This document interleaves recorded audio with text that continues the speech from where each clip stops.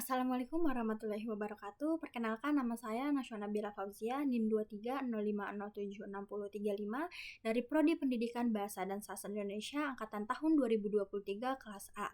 Jadi di sini saya akan menjelaskan tentang teori kritik sastra antropologi. Nah, langsung aja kita masuk ke materinya.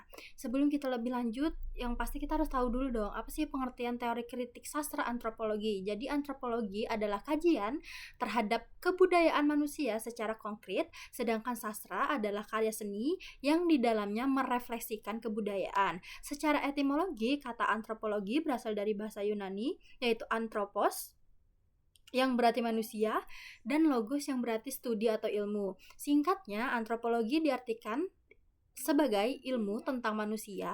Berdasarkan pengertian dasar, katanya antropologi dapat diartikan sebagai ilmu yang mempelajari manusia dari segi keragaman fisik serta kebudayaan, cara berperilaku, tradisi dan nilai-nilai yang dihasilkan sehingga manusia yang satu dan yang lainnya berbeda-beda. Adapun tujuan utama dari kritik sastra antropologi adalah yang pertama, yaitu mengungkap makna budaya yang tersembunyi.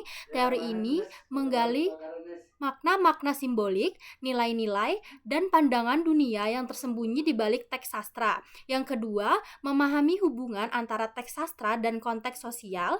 Teori kritik sastra antropologi berusaha menjelaskan bagaimana teks sastra dipengaruhi oleh faktor-faktor sosial, politik, ekonomi, dan juga sejarah.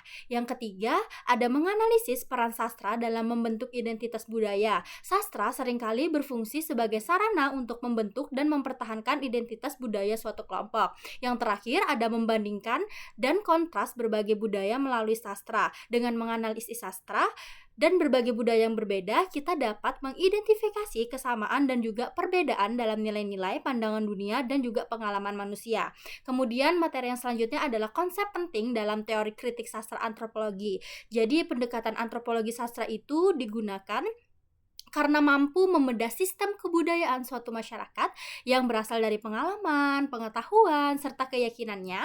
Jadi jika sosiologi sastra itu menitik beratkan karya sastra sebagai refleksi kehidupan masyarakat dan interaksinya, antropologi sendiri itu arah kajiannya ke etnografi dalam karya sastra. Dengan demikian, antropologi adalah alat bedah suatu karya sastra yang bagus untuk mengetahui makna dan sejarah perkembangan manusia dari waktu ke waktu. Jadi penelitian oleh Salman Dijrong dengan judul Kajian Antropologi Sastra Cerita Rakyat, Datu Mesung dan Mai Padiapati tahun 2016.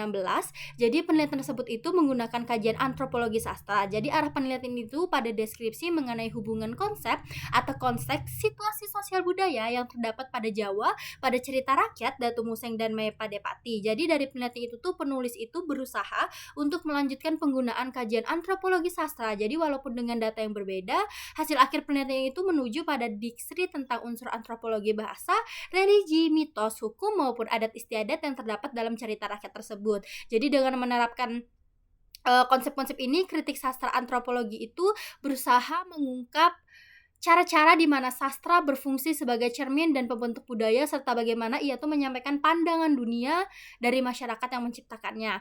Adapun contoh penerapan teori kritik sastra antropologi, yaitu antropologi sastra adalah studi yang menggabungkan sastra dan juga antropologi.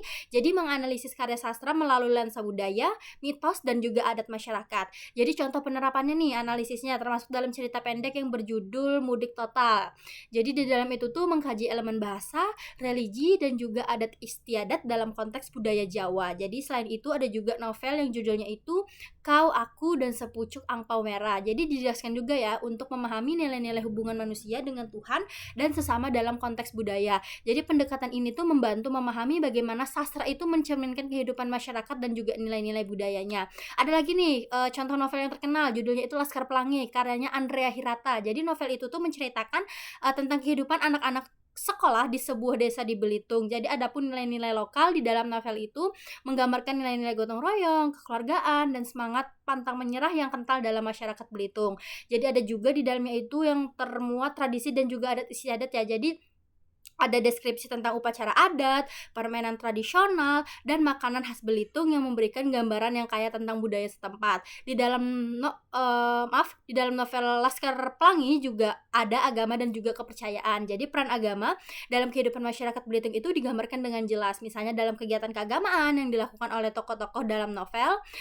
Kemudian yang terakhir adalah cara menganalisis teori kritik sastra antropologi. Nah, setelah kita udah tahu nih apa pengertiannya, bagaimana contohnya, kita tuh juga harus tahu cara menganalisisnya. Jadi yang pertama, kita itu tadi harus tahu dulu pengertian dasar antropologi sastra.